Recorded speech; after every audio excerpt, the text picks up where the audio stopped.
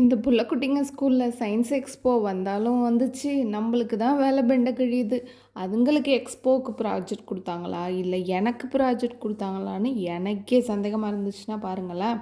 பாப்பாவுக்கு வந்து பார்த்திங்கன்னா ஸ்கின் வந்து டயக்ராம் வந்து வரைஞ்சிட்டு அதோட எக்ஸ்ப்ளனேஷன் வந்து பண்ண சொல்லியிருந்தாங்க.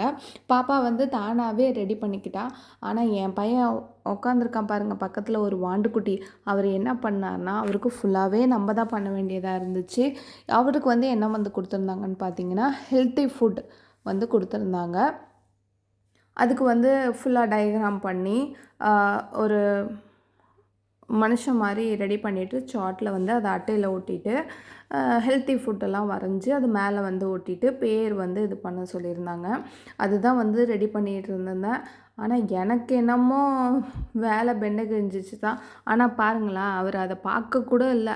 அவர் ஒன்று ரெடி பண்ணிகிட்ருக்காரு பாருங்கள். கேட்டால் சொல்கிறாரு, இது எங்கள் மேமுக்கு ரெடி பண்ணிகிட்ருக்கேன் அப்படின்னு சொல்லிட்டு ரெடி பண்ணிகிட்ருக்கான் பாருங்களேன் என் பக்கத்தில் உட்காந்துக்கிட்டு.